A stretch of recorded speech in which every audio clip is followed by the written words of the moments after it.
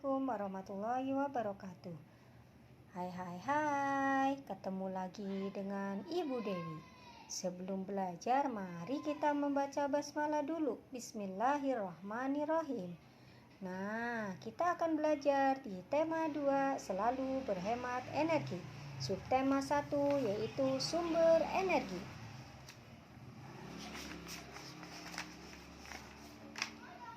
Energi sangat penting bagi kehidupan kita. Semua makhluk hidup memerlukan energi. Nah, di sini ada sebuah keluarga yang memanfaatkan sinar matahari untuk kegiatan sehari-hari, yaitu seorang ibu sedang menjemur baju dengan bantuan sinar matahari. Nah, yang pertama adalah apa yang diceritakan pada gambar tersebut, yaitu seorang ibu sedang memanfaatkan matahari dalam kehidupan sehari-hari. Yang kedua, berdasarkan gambar kamu dapat menyebutkan apa saja manfaat matahari bagi keluarga tersebut. Manfaatnya yaitu 1, untuk menyehatkan tulang. Yang kedua adalah sebagai pembangkit listrik. Yang ketiga adalah untuk mengeringkan sebagai proses pembuatan garam, ya. Nah, yang ketiga, apakah kamu dapat menyebutkan contoh lain tentang manfaat energi? Banyak sekali manfaat energi dalam kehidupan sehari-hari, ya. Nanti kamu bisa mencari manfaat energi dalam kehidupan sehari-hari dibantu oleh mama atau papa. Kemudian halaman 3, sumber energi. Sumber energi apa yang membuat bumi menjadi hangat? Sumber energi itu adalah matahari. Nah, di sini ada sebuah percobaan di mana ada percobaan 1 dan percobaan 2. Yang pertama, basahi 2 helai sapu tangan, 2 helai tisu, dan 2 lembar kertas.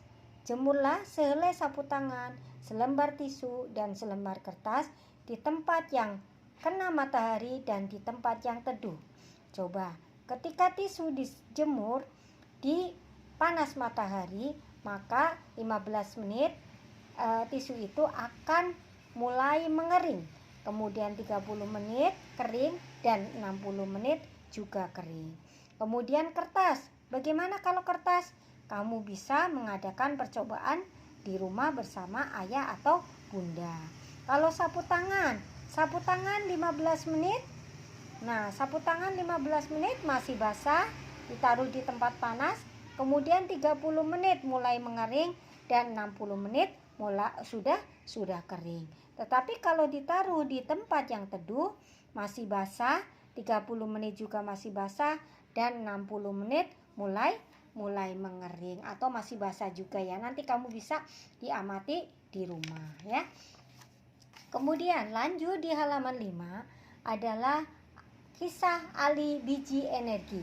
Nah, kalian bisa membacanya dan di sini kamu bisa mencari ide pokok dalam paragraf tersebut atau dalam cerita tersebut dan ide pendukungnya apa, ya. Nah, kemudian ini ada peta konsep yaitu kegunaan sinar matahari. Nah, kamu bisa menuliskan kegunaan sinar matahari, ya. Tadi ibu guru sudah menyebutkan 3, yaitu untuk menyehatkan tulang, untuk pembangkit listrik, dan untuk proses pembuatan garam. Nah, yang lain nanti kamu bisa sebutkan. Nah, kemudian energi panas matahari adalah salah satu sumber daya alam yang melimpah. Nah, tumbuhan seperti jagung juga merupakan sumber daya alam. Nah, kemudian lanjut di halaman 7. Di sini ada sebuah bacaan yang mana kamu harus membacanya.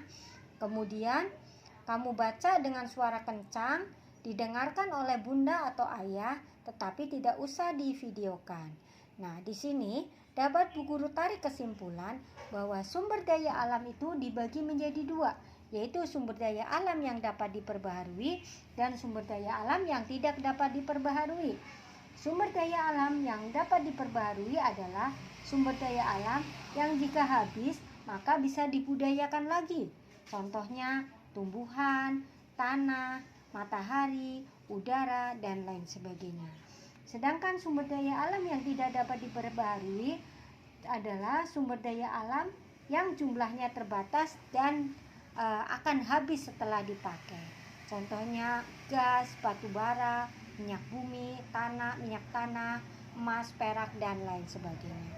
Nah, di sini ada pertanyaannya. Nanti kamu bisa mengerjakan pertanyaannya 1 sampai 4. Sekian dari Bu Dewi. Tetap semangat, jaga kesehatan. Sampai ketemu di lain waktu. Assalamualaikum warahmatullahi wabarakatuh.